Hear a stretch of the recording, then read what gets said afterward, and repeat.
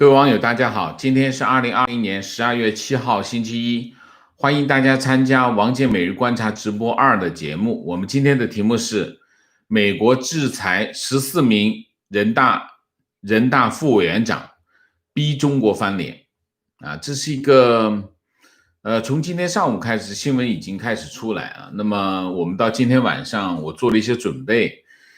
虽然今天还有一些其他的新闻，比如说美国国务院列出了一些违反宗教自由的国家的这个新闻，包括美国众议院通过了这个对香港人的这个庇护的这个法案啊。那我觉得这件事情更重要，所以我今天我们集中时间来讲这个新闻啊。先讲新闻本身，美国财政部12月7号宣布对中国官员实施新一轮的制裁，回应香港当局褫夺4名立法会议员的资格的这个事件啊。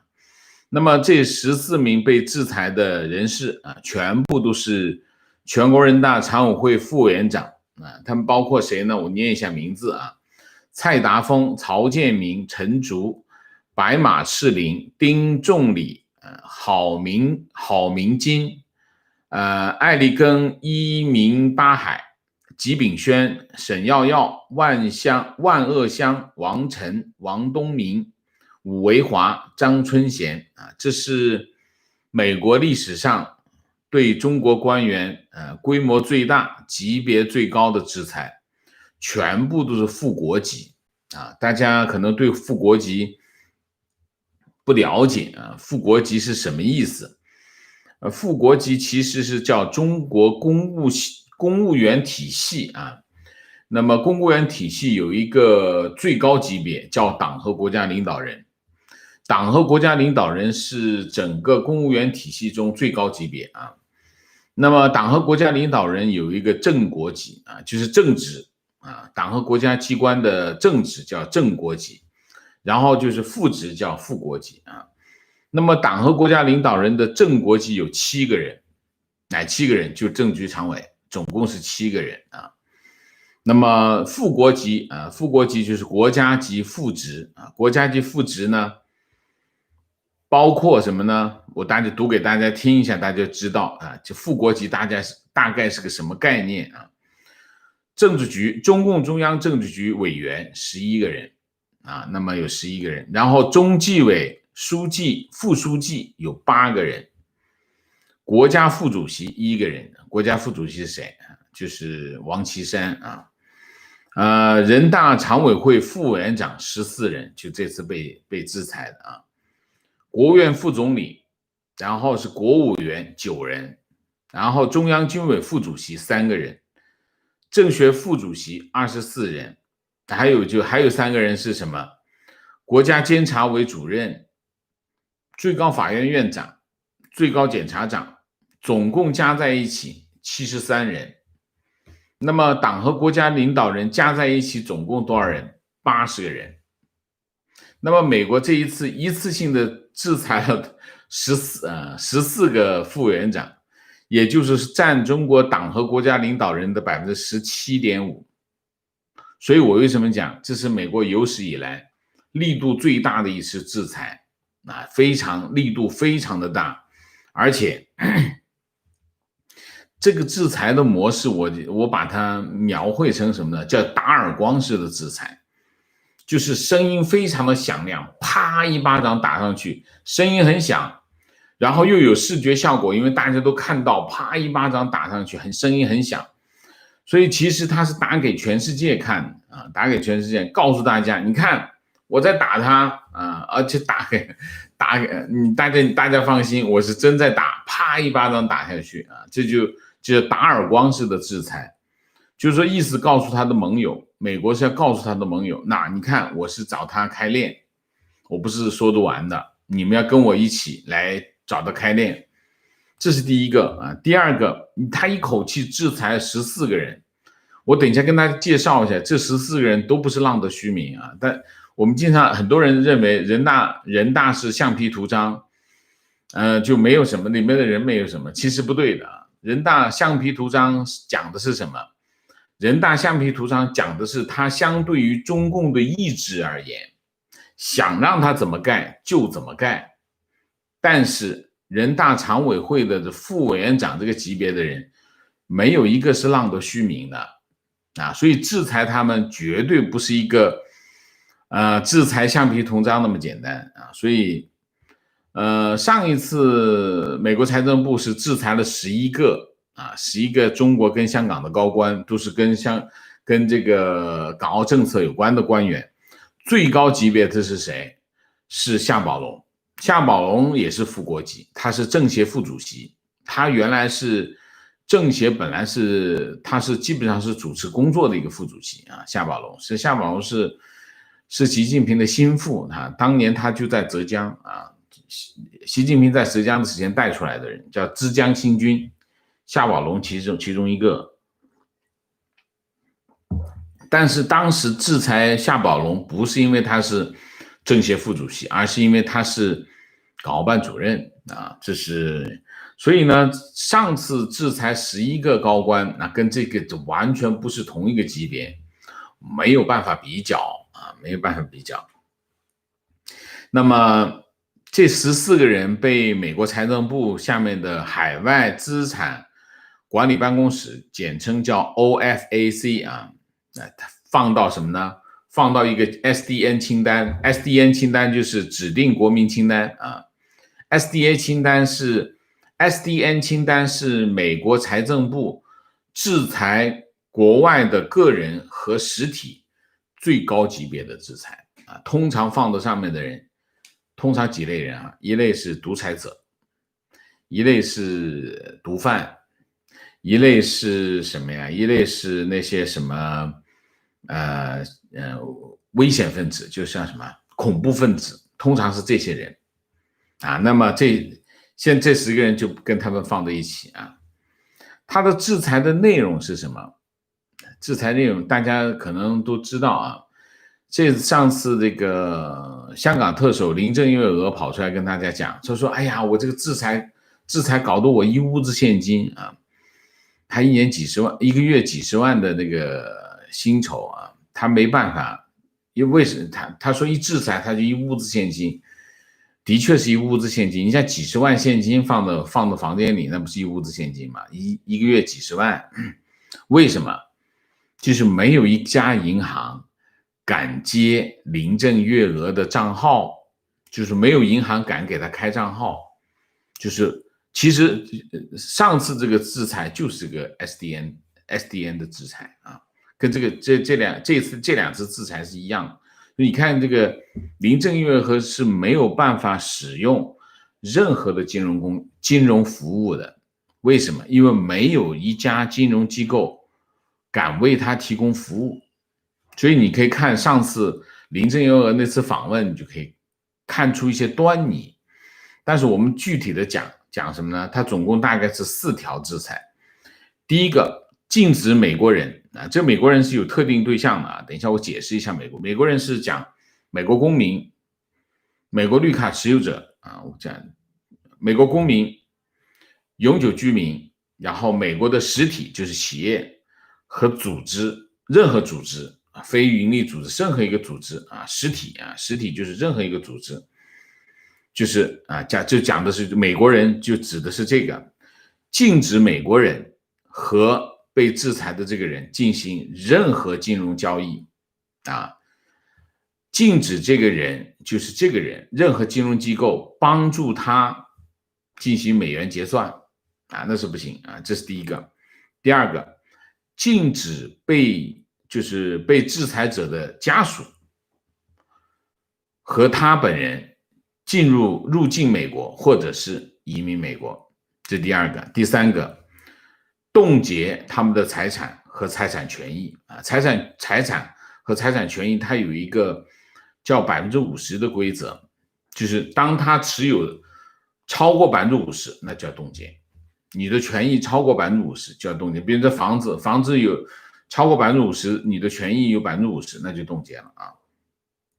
然后冻结为他们提供实质协助、支持、商品或服务的个人或者实体的财产和财产权益，就是你任何一个机构为他提供实质性的服务，我要制裁你啊，就是这是非常，我之前我们在讲这个香港中国跟香港高官那次啊11个人的那次，我们已经解释过，基本上被制裁的这个人就会回到，基本上就像有点回到原始社会那种状态，就是你会脱离整个文明社会那种感觉啊。那么这个海外资产管理办公室 OFAC 成立于1950年啊。那么它成立的法律依据是国际紧急经济权利法案，还有一个叫与敌国贸易法。那么它的 OFAC 它的制裁分3类，第一类叫 SDN 第二类叫综合制裁名单，第三类叫其他制裁名单。SDN 是最严厉的制裁名单这里面有几个，第一个美国人士，我刚才解释过，第二个冻结财产和财产权益也就是说要超过50%全部都属于第三个就是如果谁涉及到跟他的交易关联，他的财产也会被冻结所以为什么很多金融机构马上要撇清关系的原因就在这里它的制裁很宽泛就是说它会出现2级制裁，就是或者叫长臂制裁就是伸到更远的地方去我们就不讲这个制裁本，反正总之这个制裁是个非常严厉的制裁就是说在美国政府最高级别的制裁其实讲的是这个。好，我们来看看到底有谁被制裁了制裁当然他这次讲的是人大常委会，因为是人大常委会通过了一个决议，然后这四名这个香港立法会议员授权特区政府去执法，特区政府才褫夺了这4名议员的资格，所以他处罚的是谁呢？人大常委会副委员长。那么人大常委会构成是什么？人大常委会构成是，当然是第一个是人大常委会委员长是第一个，然后是副委员长，然后是秘书长，然后是委员基本上是人大常委会是一个这样的构成。那么他掐头去尾委员长不制裁，委员长没制裁，然后呢这个秘书长跟委员没有制裁副委员长，副委员长总共14人。那么第一个是谁呢？第一个其实是叫王晨，王晨原来是人民日报的社长，后来照国新办的主任，国务院新闻办的主任，然后就去人大常委会人大常委会他现在是人大常委会的党组副书记，党组书记是谁？委员长栗战书，他是副书记，他等于是在主持工作就是王晨。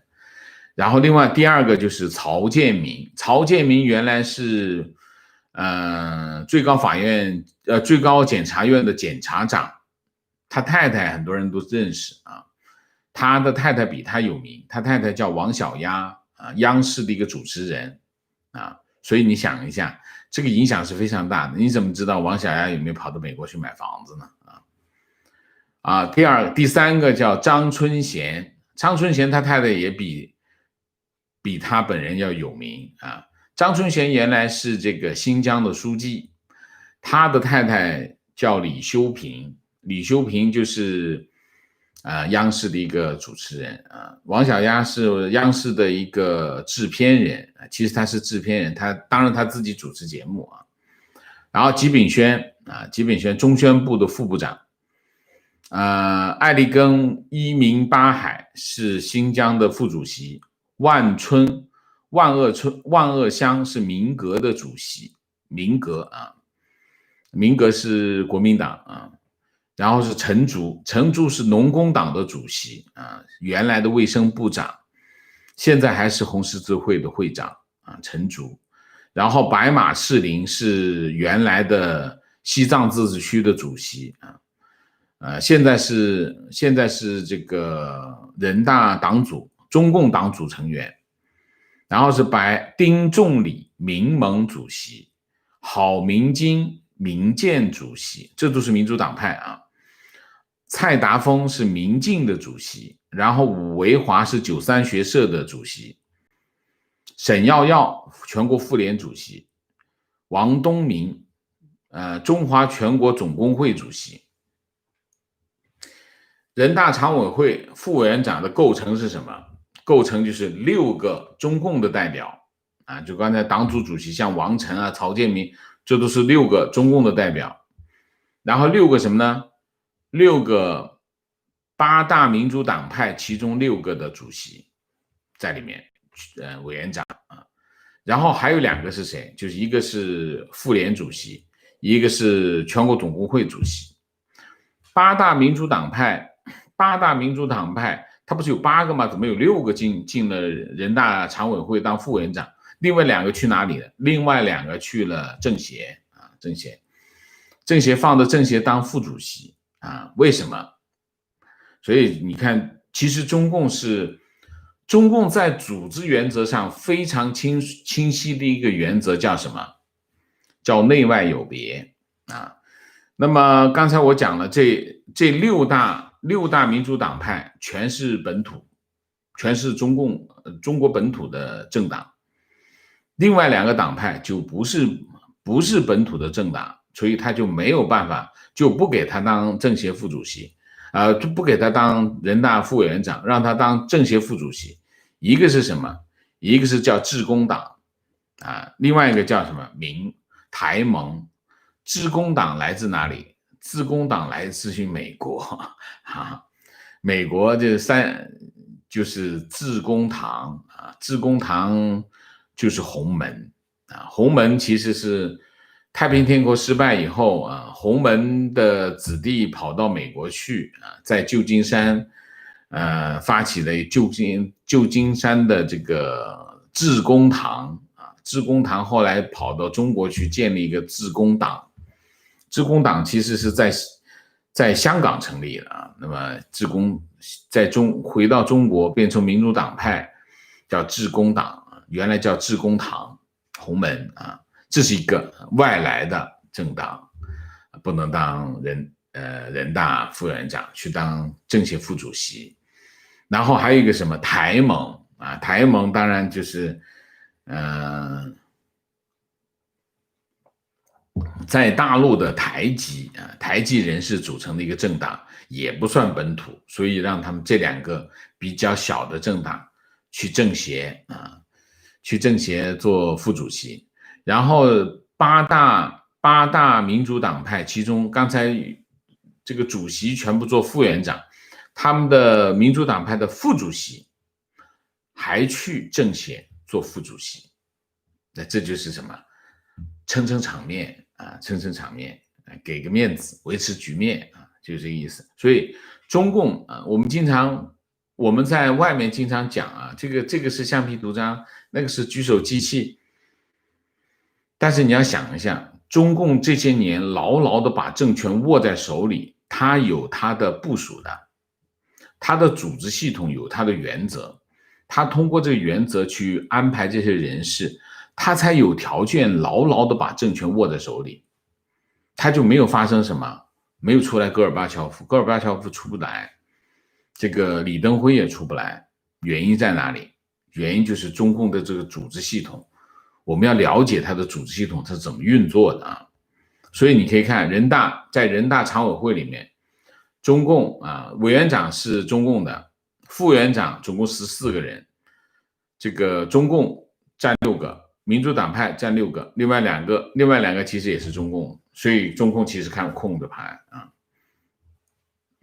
那我们看一下啊，你可以看第一个力度非常大，美国这一次采取的制裁措施力度非常大。你想一下，在这个背后到底是用意是什么啊？我们先分析一下美国的用意是什么。美国的用意，当然。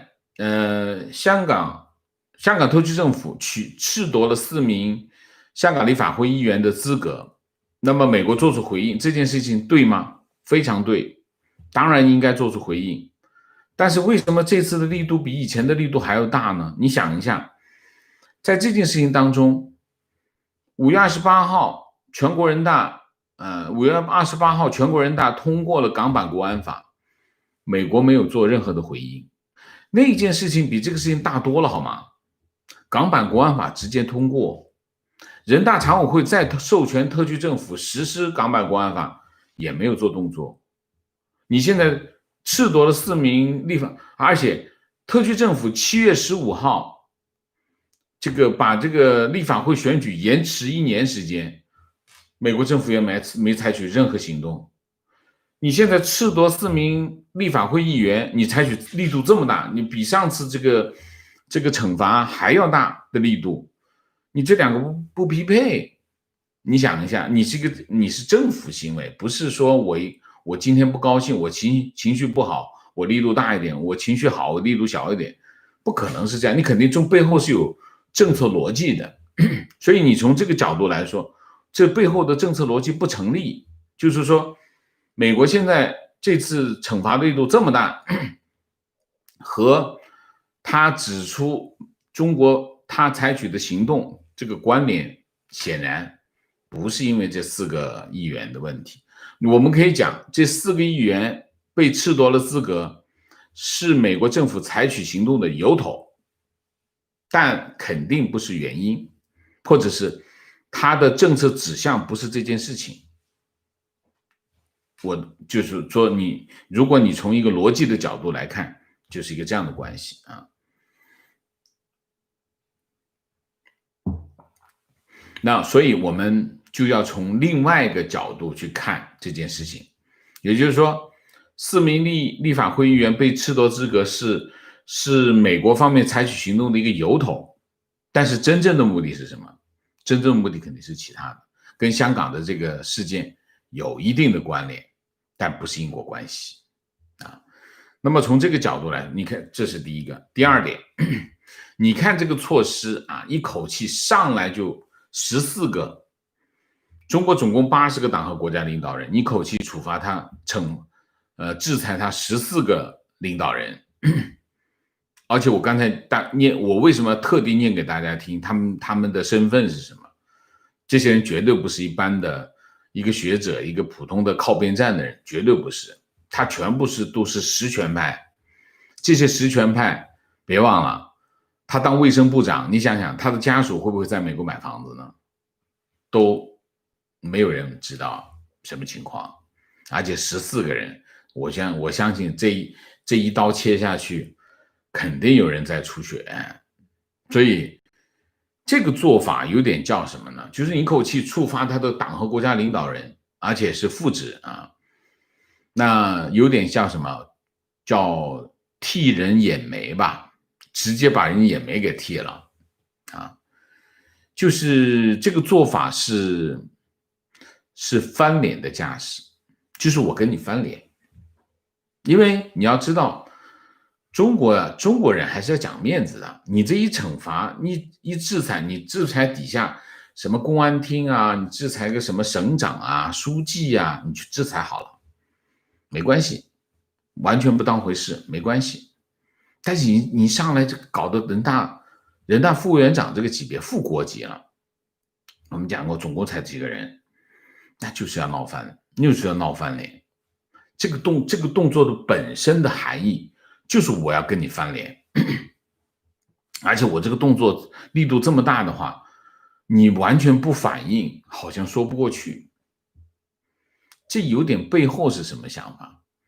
我觉得背后的想法就是帮下一任总统跟你翻脸，就是我跟你翻脸。川普总统的任期就剩下1个多月，1个月出头一点。那你想一下，你这个时候跟他采取这么大力度，我都说了，港版国安法通过的时候没有采取这个措施，对吧？你之前那么严重的事件，你都没有采取这么厉害的、这么有力度的措施。你现在4个议员，你采取的，当然我不是说4个议员不应该采取措施，当然要采取措施。但是你以前的这个做法来说，你这4个议员的力度显然是和你这个措施不匹配，那你什么意思呢？那就是要翻脸，就是帮川普总统在帮下一任，可能还是他啊，也可能不是他，但不管是不是他，他做这个动作的意思就是我帮下任总统跟你翻脸，就这个意思。那为什么？那就是还是那个句话啊，川普总统在他剩下的任期垒高政策堤坝，把脸最好翻掉，最好中美之间因为这个产生激烈的冲突，这种激烈的冲突烈度越高越好，因为你把脸翻了，那下任总统总不好马上又翻回来吧？那你还得持续一段时间嘛？那我觉得就是这个样子啊，在这里我就非常的遗憾。如果这个措施，今天的这个制裁措施，如果能够提前半年时间，香港局势绝对不是今天这个样子。你想一下，假设今天这个措施提前半年就是6月7号吧，今天是12月7号，提前6月7号，5月27号、5月28号，港版国安法通过。全国人大通过，6月7号，美国直接制裁14名人大副委员长。你想一下，那个时候中共的胆子都吓破了。那个时候，我认为港版国安法再在香港实施的可能性不大。那香港的局势跟现在就完全不一样，这非常的可惜。这件事情做晚了半年时间。就如果这件事情提前半年，那我觉得香港很多香港人就不必付出那么大的代价了啊！我非常的可惜这件事情，我想的我都很遗憾啊，很遗憾啊。好吧，我们今天的主题就讲到这里啊，大概总结一下，美国政府对中共高官采取了前所未有的制裁的力度和这个级别啊，那么反映了川普政府的这个逼中共翻脸的一个这样的决心啊，那也是川普总统在他的任期结束之前继续垒高政策堤坝的一个行动啊。那我们今天的主题就讲到这里，我们下面进入互动。进入互动之前例行公事，请大家点赞。请新来的网友订阅，请大家加入我们的会员，支持我们做更好的节目。那么进入互动之后呢，请大家不要聊天，4个情况、问题、情绪、观点。那么看看今天大家有什么高见啊？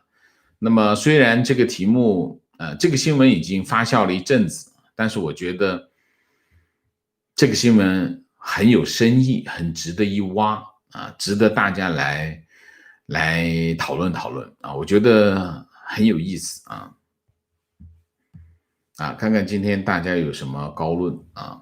明谢 Patrick 长，谢谢 Chloe， 谢谢 Kelvin 赵，谢谢 We love you and your professionalism teacher 王，谢谢啊。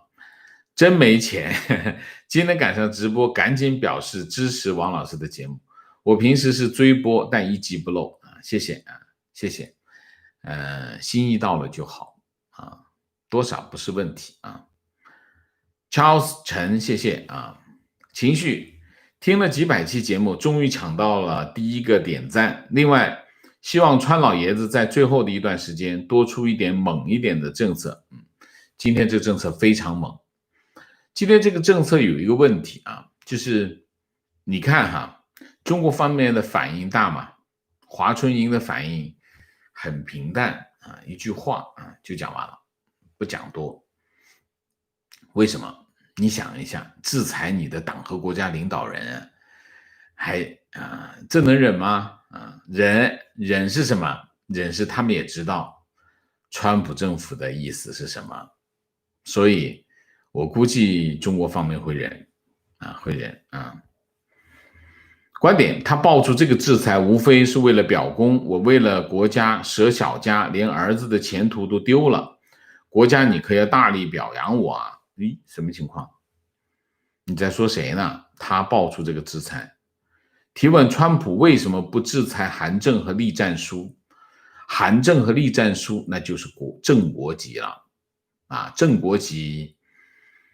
如果你制裁韩正和栗战书，基本上接近制裁习近平了。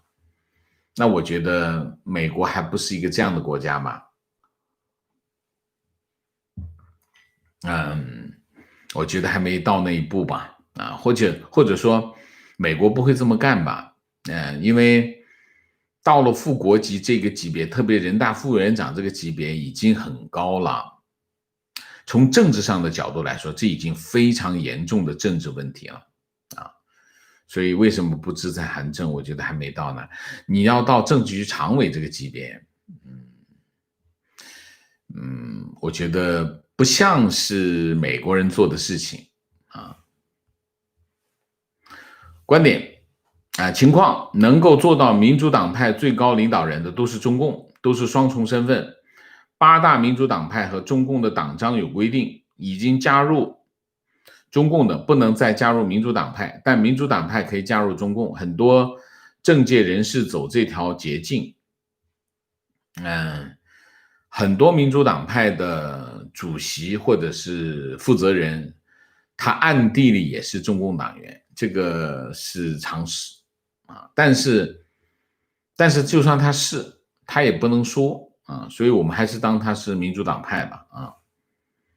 观点：中国或许会再制裁14名国会议员作为回应，包括之前被制裁过的。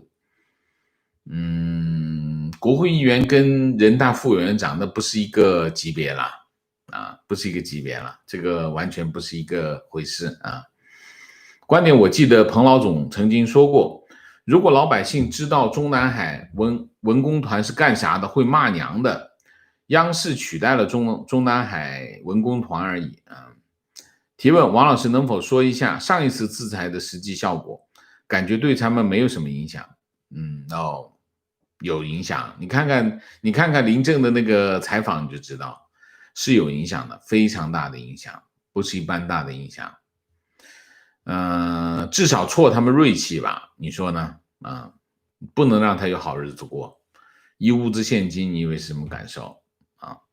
情绪：现在香港人最需要的不是制裁港共官员，而是给香港人逃生的窗口。两个都要吧？为什么不需要制裁？一定要制裁啊！对这些港共官员一定要制裁，给香港逃生的窗口都在给啊，都在给。你今天众议院不是刚刚通过了这个法案吗？然后加拿大、澳大利亚都在给啊，英国都在为香港人提供这个窗口啊，所以这个我觉得我不同意你这么说，两样事情都要做。同时做又不妨碍啥，是吗？观点：康熙在去世前一口气解除了几乎所有高官的职务，包括中书和各部尚书，实际上为了给雍正铺路，扫清障碍，再用他们是恩典。川普也是给拜登铺路，你觉得是皇帝吗？这两个不同的身份哦，对吧？康熙是封建帝王的皇帝，美国总统是民选的总统，他们两个完全不一样。你这恩典，而且美国总统用的内阁全部都是他需要就用，不需要就换，跟康熙、雍正用的那些奴才完全不一样啊，所以我觉得没有任何的可比性啊。观点：拜登是不是中共的狗，就看他上台之后怎么处理香港问题了。我还是不赞成用这样的方式对待美国的总统候选人。为什么？如果你这样看待他的话，你觉得他的支持者是怎么看待川普总统的？如果美国是这样的一个国家的话，他永远不可能成为一个世界第一的国家啊，所以我不赞成你这样去讲他啊。问题终于赶上了王老师的直播，一直有个疑问，王老师经常说中共是带着一种恶意来治理国家，我不明白这背后的原因。即使他们想长期执政，为什么不努力把国家治理好？没有哪个执政者是先天带着恶意来治理国家的，难道他们认为带着恶意来治理国家才能把国家统治维持下去吗？是的，你问的就是正是如此。你去看一下商君书你就知道，其实中共治理国家用的左手用的是什么？左手用的就是商君书，右手用的是什么？现代的这些暴力手段，现代科技，脑子里装的是什么？全是这些帝王术而已。所以他如果没有恶意的话，他为什么要用封建王朝的那些所谓的帝王术来治理国家？你看看这些恶意，一桩桩一件件摆在这里啊，没有恶意能做出这些事情来吗？你不让老百姓种菜养猪，说那是资本主义尾巴，饿死了也不能够种菜养猪，你没有恶意，为什么这么做？你发动文革，让中国的老百姓互相斗来斗去，斗死几千万人，你不让大家种菜养猪，饿死，造成这个饥荒，饿死几千万人，你没有恶意，你能够做出这样的事情来吗？所以中共要是没有恶意，我们可以数，把这件事情讲3天3夜讲不完。如果不是恶意的话，你能做出这些事情来吗？所以我还是认为他们就是带着恶意来执政，他们认为这样执政更有效。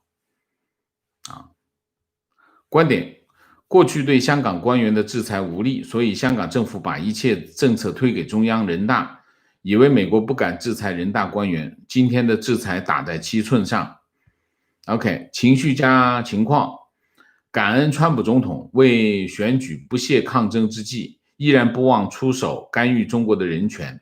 目前我已经卖出家里位于南加州的房产，折合100万美元。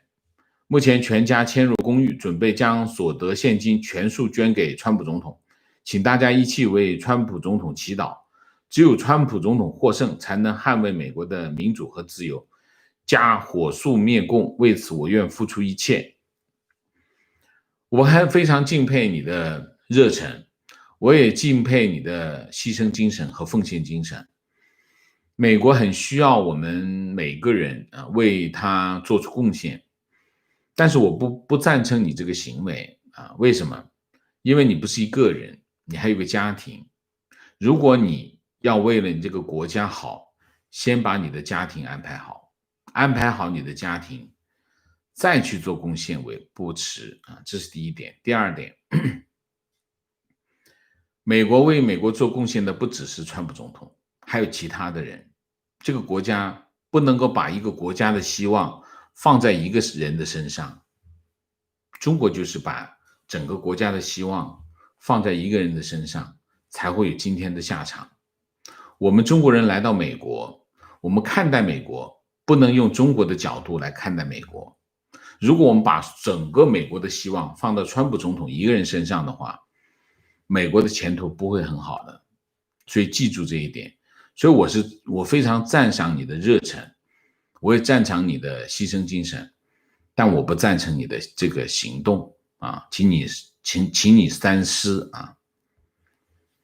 观点：央视里确实有很多高管家属，曹建明之前一直搞学术研究，到中南海讲了几次课，被江看中调到北京，很快就和原配离婚，和王小丫在一起了。王沪宁也是类似情况，学术出身，做官后立即再婚，还不止一次。中国人的婚姻观相较于美国大体上感觉不太忠诚，不是不再忠诚，就是中国人其实我一直认为中国人没有家庭观，中国人只有家族观。为什么有家族观？家族观跟什么有关？跟血缘有关系。所以中国人很重视家族所以中国人有宗族，然后中国人有大家庭。大家庭其实不是家庭，其实是宗族那么中国人的家庭观念不强所以为什么经常你看小说里面写妻子如衣服，不行就换一个，这就是男权父权社会的一个特征啊，所以你讲的这个情况很普遍啊，这跟西方社会完全不同。提问：王老师是会员节目里讲到如何处理孩子被洗脑的问题，分析的相当精彩，可否做一期关于父母被洗脑的节目？我妈是50后，高中红卫兵水平，典型的老粉红。本来我都避免和她争论，因为每次我为香港人辩解或者指出中国问题，她都不爱听。听了说心脏难受。但最近我提醒家里少吃中药，别打国产疫苗，她居然破口大骂，说我胡说八道，蛊惑人心。我很烦恼，价值观已经影响亲情。请老师分析为什么有人听不得一点说中国人不好的话，是否跟性格偏执有关？这很复杂啊，非常复杂啊。这跟中国人的某种取向有关系啊。中国人在我们很极端的其实中国是一个非常极端的环境，就是你要么站在这边，要么站在这边，你没有中间可以站，你哪怕你犹豫都不行啊。所以基本上你站在这边的人全部被消灭掉了。所以这中国人很敏感，很恐惧。恐惧什么？恐惧他不是那95%的那部分，生怕掉到5%的当中去。所以其实中国人的这种恐惧影响了中国人的行为，这种行为让他的表现非常的激烈。所以你可以看这次美国大选也是一样啊，你可以看到就是说川普的支持者跟拜登的支持者双方的表现都是很激烈，这激烈的程度就有点像你刚才讲的这个情况。这是什么？这就是在一个洗脑的环境当中形成的这种思维的定势，这种思维的定势就会让他表现出这样的形态来啊。提问：关于腐败那一期，国人不认错啊，看了半泽直树后更印象深刻。为什么日本人的错误摆上明面不会死不认账，而是会当众认错？这说明他们重视事实吗？而事实在我们的文化里面没那么重要。对啊，中国人就是讲立场不讲事实啊，讲立场，你是跟我的，你爱不爱我？所以男女朋友吵架，永远是问你爱不爱我？这个爱不爱你有没有关系？你这些做错了就做错了，但不是，他现在上来就是问你爱不爱我？爱我的话，你这件事根本就不会跟我计较，所以中国人讲立场，不讲是非啊，就是这个道理啊。观点：所谓恶意，就是中共所有的作为都是为了巩固和维系自己的统治权，为此必须把全体老百姓变成奴隶和猪狗，非常正确啊。情况双军书韩非子上面明明白白写着，国家不能让老百姓过好日子，不能让老百姓有钱，必须让老百姓怕统治者，国家必须掌握老百姓的一切。观点：我认为中共这种治国方法已经不能归于恶意的范畴，有恶意就有善意，而中共治理只有用有效的手段，这个无情的体制已经分不清善与恶了，只有有效的和更有效的。OK， 情况：王老师视频出现在12月7号 GTV 经王老师同意吗？没有问过我，没有人问过我啊。观点：王老师说不要把希望寄托在某一个人的身上，实在太对了，必须改变中国人的这种思维模式，中国才有希望。改变这种模式，中国人才有希望。中国有没有希望决定于什么？决定于中国人有没有希望。如果中国人还是把这个世界所有的期望放到一个人的身上，首先中国人就没有希望，中国人就没有改变。改变什么？你想一下，你的一切基于一个人，说明什么？说明你跟他的关系是什么关系？主子的关系，组织跟奴才的关系。为什么？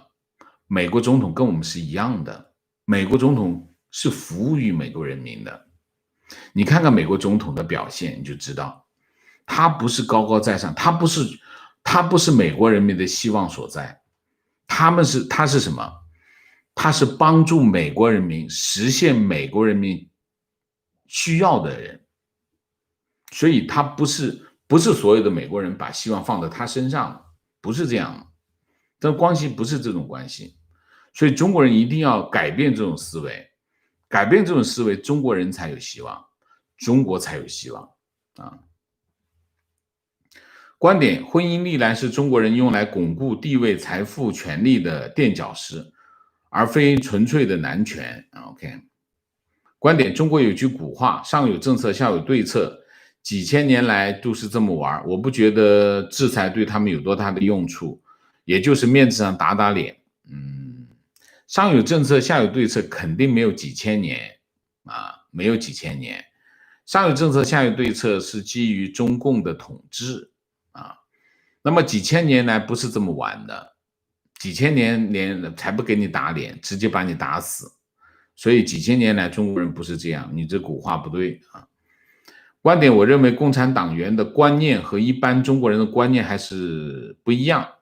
共产党员真的是无产者的心态，这种无产者不会有正常的家庭观念，能够在这种无产流氓的政党里爬到这么高的位置，绝不会有正常的家庭和婚姻，他们的民事结合一定是有精细经济计算和政治意图的。观点：中国人讲态度不讲事实，讲动机不讲是非，讲亲疏不讲道理。OK， 很准确啊。观点：先点赞再表达。以前我也和父母争执共产党的问题，直到我了解林昭的事情后，永远不要和家人亲戚讨论政治，不要试图让他接受你的观点，哪怕你是对的，他们是错的，因为这个世界上你的亲人只有他们，这样的争论毫无意义。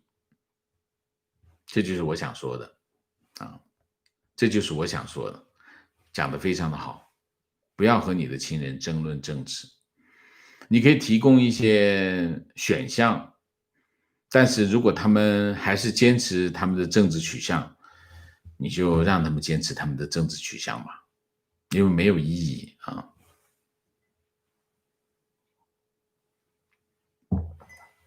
观点：当然，如果因为我是中国人而攻击我，我也会捍卫到底。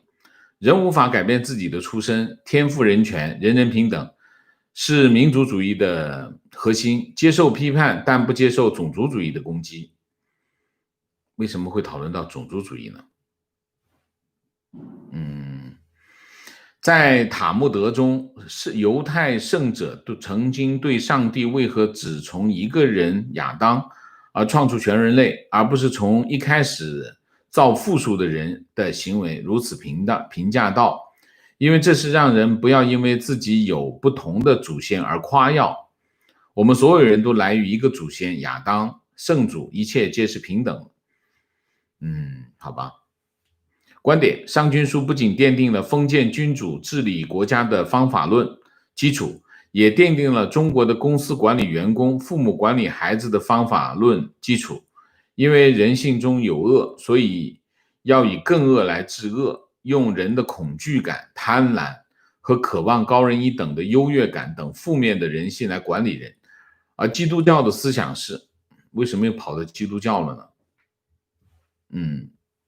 提问：王老师以后在孩子婚姻问题上会按照中国人的思维门当户对，这种典型思维吗？孩子的婚姻是孩子的事情啊，我不会干预。孩子当然我会帮忙啊，帮忙的前提是什么？他需要我帮忙，如果他不需要我帮忙，我就不用帮忙。所以在这个问题上，不取决我，取决他啊。好，明谢。Mike 朱，谢谢 Thomas 侯，谢谢坚俊丁，谢谢 Helen 张，谢谢王老师，请王老师喝咖啡，感谢大家的参与，我们下个节目再见。再见之前，请大家点赞，请新来的网友订阅，请大家加入我们的会员，支持我们做更好的节目，做更好的自己，谢谢大家，谢谢。